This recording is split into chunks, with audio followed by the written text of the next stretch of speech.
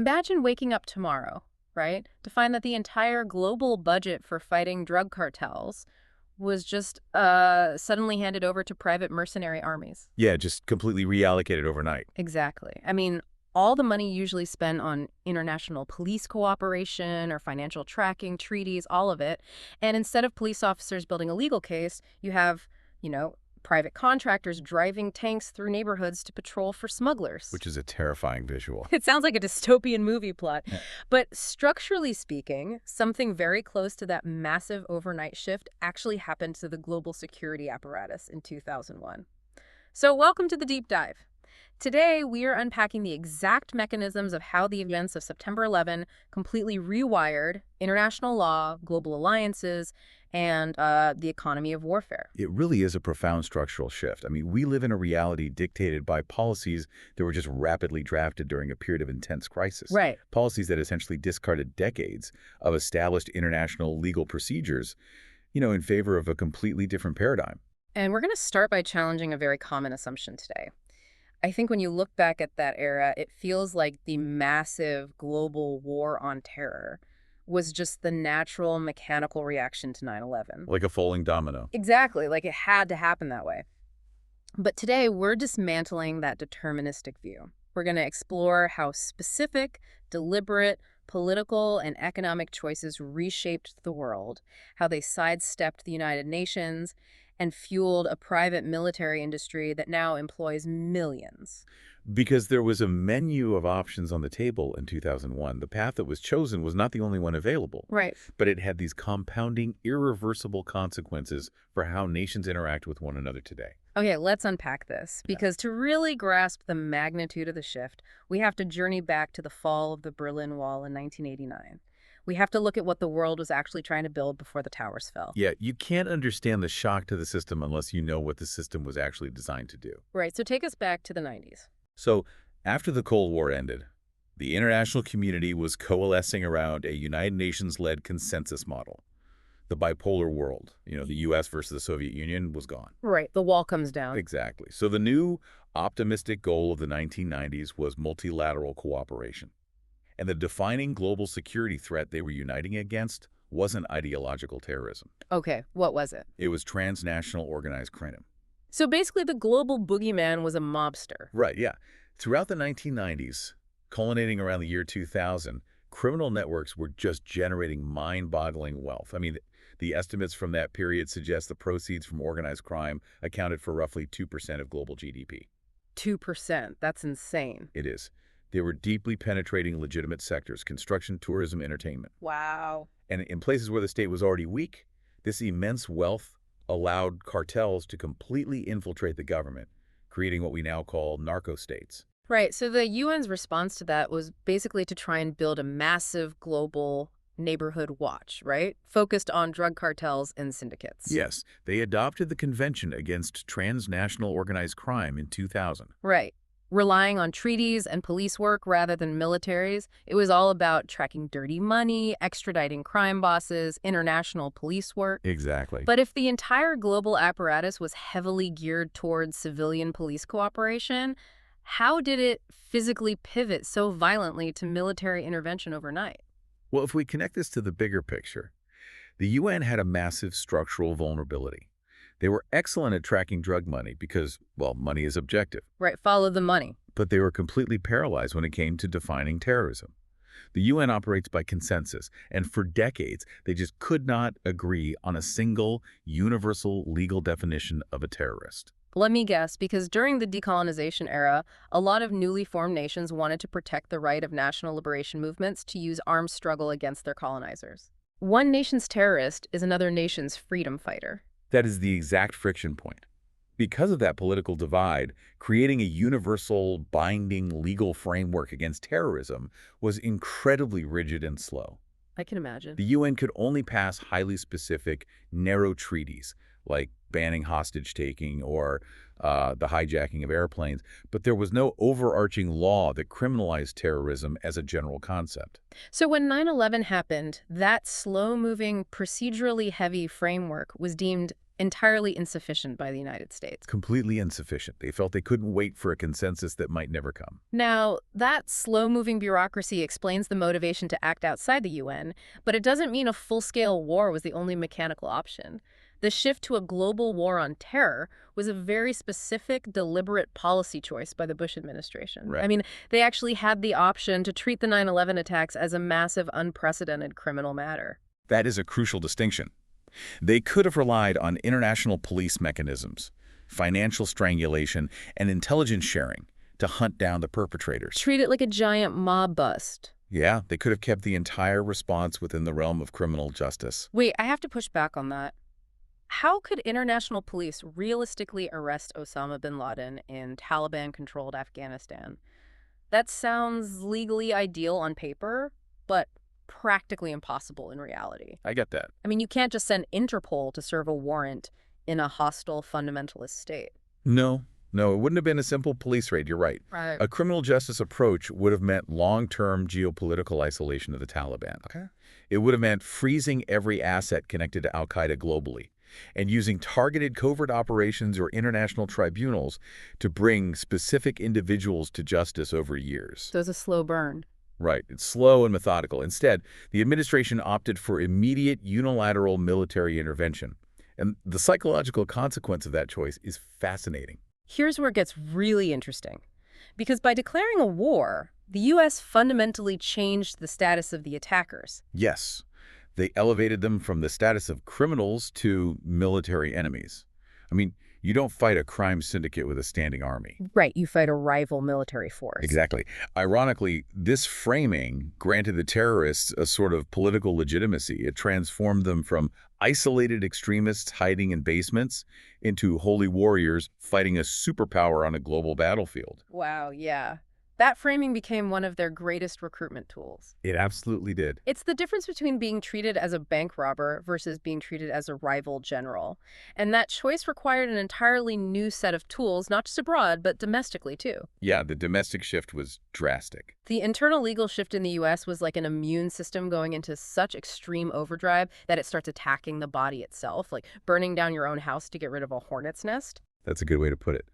The justification was that the existential threat required a state of exception. The normal rules of a liberal democracy could no longer apply because, well, the enemy didn't play by them. The Patriot Act is the perfect example. It passed almost immediately with virtually no debate.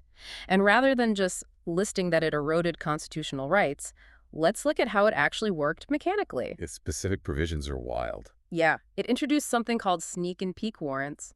Before 2001, if law enforcement searched your house, they had to tell you. Right, due process. But the Patriot Act allowed the government to enter your home, search your belongings, take photographs, and leave without ever notifying you that they were there, all under the premise of national security. Which completely bypassed the Fourth Amendment protections against arbitrary searches. Exactly. But how did this domestic panic translate to global military strategy, specifically regarding places like Afghanistan and Iraq? Well, you are dismantling the procedural safeguards of the legal system to increase the speed of the executive branch. But the truly destabilizing effects happened when that domestic willingness to discard norms translated into global strategy. Right, so let's look at the mechanics of how this played out overseas. Afghanistan in 2001 and Iraq in 2003 are the two defining case studies, but they represent very different legal mechanisms. Very different. Afghanistan was initially justified under traditional UN self-defense mechanisms. The U.S. suffered a direct attack, and they claimed the inherent right to defend themselves under Article 51 of the UN Charter. Even though al-Qaeda wasn't a state. Exactly. It was legally murky because al-Qaeda was a non-state actor, not the sovereign Afghan government. But the international community largely accepted the premise of self-defense. Okay, but then comes Iraq. Right. Iraq, however, introduced an entirely new, incredibly dangerous concept into the mix, the doctrine of preventive war. Preventive war. Not preemptive, meaning an attack is imminent and you strike first to stop it, but preventive, meaning you attack a sovereign nation before a threat has even materialized. Yes, based solely on the suspicion that they might pose a danger years down the line. That is a massive leap. And that doctrine completely despoiled the authority of the United Nations. I mean, the UN was built explicitly to prevent nations from invading each other based on hypothetical future threats. Right, that was the whole point of it. So when the U.S. abandoned that framework to invade Iraq, It shattered the consensus model of the 1990s. The rest of the world realized that international law was no longer the ultimate shield it was promised to be. So wait, if the U.S. bypasses the UN and decides to act as a rogue sheriff, launching preventive strikes wherever it sees fit based on its own internal intelligence, doesn't that just give every other country a green light to do the exact same thing to their rivals? Yes, it creates a massive precedent for global instability. Consequently, the international system reverted to something we hadn't seen since the Cold War. Because everyone needed to protect themselves. Exactly. If the UN can't protect you from a superpower, you need to find a different shield. You saw the expansion of NATO, pushing its operational boundaries far beyond the North Atlantic. Right. And in direct response, you saw the rise of organizations like the Shanghai Cooperation Organization, led by China and Russia, attempting to build a counterweight. It basically triggered a massive global arms race. This unilateralism severely damaged the U.S.'s global legitimacy, alienated allies, and wrecked the global consensus. Which brings up a massive question. If acting alone and launching preventive wars causes so much geopolitical damage, why pursue it? To understand the motivation there, we have to follow the money. We have to examine the economic landscape at that specific moment in time. Right, around 2000 and 2001. Right. The U.S. economy was faltering, the dot-com bubble had just burst, wiping out massive amounts of tech wealth, and the country was sliding toward a recession. I remember that the market was in a really bad spot. The administration needed new economic engines, and the war on terror unleashed a financial windfall that turned the defense and energy sectors into the primary drivers of the U.S. economy. The U.S. defense budget spiked to over $600 billion. A staggering amount of money. But the money wasn't just flowing to the traditional military building tanks and planes, right? This era birthed the privatization of war on a scale never seen before in modern history. Yes, the massive explosion of private military companies, or PMCs. During the occupation of Iraq, PMCs like Blackwater employed around 30,000 personnel in the country alone. 30,000, just private contractors. Yes. These were highly paid private contractors performing duties like guarding diplomats, running logistics, and engaging in firefights that traditionally belonged exclusively to state armies. I look at PMCs almost like an Uber for warfare, outsourcing the state's monopoly on violence to private corporations. It's like a shadow government balance sheet. That's exactly how it functioned. Because when you fight a war using traditional soldiers, every casualty carries a massive domestic political cost. But when you outsource that violence to a private for-profit corporation, the political cost vanishes. Out of sight, out of mind. Right. A contractor casualty doesn't make the evening news the same way a military casualty does. You are shifting the burden off the books. And the scale today is just staggering. PMCs currently employ roughly 1.5 million people worldwide. 1.5 million. Wow. To put that in perspective, half of the entire U.S. intelligence budget today goes to private contractors. They analyze data, run surveillance, and operate drones. But how do they operate legally? I mean, if a private contractor commits a crime or shoots an unarmed civilian in a war zone, who actually prosecutes them? That is the jurisdictional black hole they created. PMCs operate largely outside traditional military justice systems like court-martials because they are technically civilians. Okay, so they are civilians. But they also operate outside the local laws of the country they are in because the U.S. usually forces the host nation to grant contractors immunity. That is wild. Furthermore, because they are technically corporate employees acting as security consultants, they neatly sidestep the United Nations laws that strictly prohibit the use of mercenaries. It is a deliberate legal loophole. The frightening reality is they operate outside UN mercenary laws because they aren't mercenaries. They are employees of a Delaware corporation doing consulting work in Baghdad. Exactly. It completely severs the accountability of warfare from the state. So if the U.S. was privatizing war, declaring preventive strikes, and going rogue, how did Europe, who was supposed to be America's closest ally, react to all this? Because Europe was operating in the exact same theaters of war, like Afghanistan and Iraq. Well, the friction between the U.S. and Europe was immense. European troops operating alongside American PMCs often found themselves in incredibly chaotic legal and operational situations. Because the PMCs didn't follow the rules of engagement. Right, because the PMCs didn't answer to the military chain of command. But more broadly, the European Union largely rejected the militarized war on terror rhetoric coming out of Washington. They didn't view terrorism as a military enemy to be fought on a battlefield. No, they didn't. What's fascinating here is how the EU fundamentally framed terrorism as a supreme criminal threat. Sticking to the old playbook. Yes. They tried to stick to the 1990s law enforcement model, viewing the attacks as a threat to what they call the area of freedom, security, and justice. They wanted to use the consensus-driven police approach that the U.S. had abandoned. But didn't Europe also suffer massive terrorist attacks in places like Madrid and London? Sticking to the old 1990s police model seems like it wouldn't be enough to handle highly organized, decentralized terror cells. You're right, and they realized the old model was too fragmented. The EU had to drastically evolve its legal frameworks, moving from their first major security strategy in 2003 to a much more integrated global strategy in 2016. Okay, so they had to adapt. Because the U.S. was operating unilaterally, Europe realized it had to build its own unified security architecture.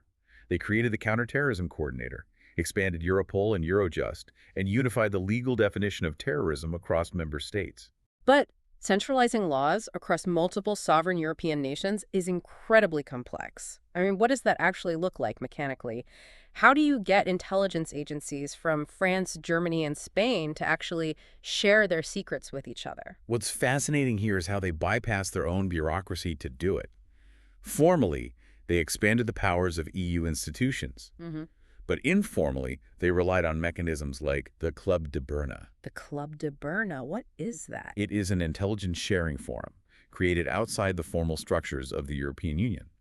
It brings together the heads of the domestic intelligence agencies of member states. So secret club. Basically, by keeping it outside the formal EU legal framework, they avoid the intense red tape and political oversight of Brussels. It allows the heads of intelligence to sit in a room and directly swap threat assessments and operational data. That makes perfect sense. The formal law is too slow, so you create a shadow club to speed up the data transfer. And you really see the impact of this data sharing mandate when you look at the physical borders of Europe. Absolutely. If you travel within the Schengen zone, you can drive from France to Germany to Italy without ever stopping at a border checkpoint. The physical borders were erased to promote peace and commerce. But when the terrorism threat spiked, especially with thousands of radicalized combatants returning to Europe from places like Syria, those seamless physical borders became a massive security liability. Right, because you couldn't stop someone at a checkpoint because the checkpoints didn't exist anymore. Exactly. So if you can't have physical walls, you build a digital moat. A digital moat, I like that. They implemented massive data collection architectures, most notably the PNR, or Passenger Name Record Directive. Okay, what does that do? They mandated the collection and sharing of vast amounts of flight data, cross-referencing watch lists in real time across the entire continent. They essentially replaced physical border guards with invisible algorithms. It sounds like Europe tried to maintain the old UN-style legal consensus, just localized to the EU. Did it work? Well, while the EU vastly improved intelligence sharing with things like the Club de Berna and the Citizen, it still struggles with data fragmentation. Right. And there's a constant agonizing tension between relying on intense security measures and protecting human rights. So Europe tried to claim the moral high ground by rejecting the U.S.'s military preventative war doctrine. But to maintain that stance, they quietly built a massive continent-wide surveillance state. It's the defining philosophical crisis of modern Europe. To build those invisible digital borders, they had to implement intense surveillance. There's this tension between the state of exception, suspending privacy rights to stop imminent attacks, and maintaining the democratic values that define the European project. So what does this all mean for you? We've covered a vast amount of ground today, from the UN consensus of 1989 to the privatization of the military to the digital borders of Europe. But this isn't abstract history. No, it affects everyone daily. If you flew out of an airport recently or scrolled through international headlines, you are interacting with the direct legacy of these exact policy shifts. The friction of modern travel, the domestic surveillance protocols, the ongoing proxy conflicts, they are all descendants of the decisions made in the immediate aftermath of 2001. Exactly. The security theater at the airport where you take off your shoes, the metadata being quietly collected, categorized, and stored on a server as you cross an international border. The news alerts you read about private military contractors operating in resource-rich areas. It's all connected. We moved from a world that was optimistically trying to cooperatively police mobsters and drug money to a world defined by preventative strikes, private mercenary armies, and massive intelligence databases. The international legal order was stretched to its breaking point, and in many ways, the concept of universal law was replaced by a system of unilateral power. And that brings us back to where we started. We essentially handed the global neighborhood watch over to a private army, all in the name of speed and security. But I want to leave you with a final thought to ponder, something that builds on everything we've unpacked today. The long-term decay of the legal system itself. Right. If emergency anti-terrorism measures like warrantless data collection or preventive military strikes have completely bypassed public debate to become permanent, mundane fixtures of our legal systems. Well, and if the actual execution of state violence is increasingly outsourced to private, profit-driven corporations operating in legal black holes. We have to ask ourselves a very uncomfortable question. At what point does a permanent state of emergency completely hollow out the very democracies it was supposedly designed to protect? If the exception becomes the rule, what happens to the law? It ceases to be law and becomes mere administration of power. Thank you for joining us on this deep dive. Keep questioning the systems built around you, and we will see you next time.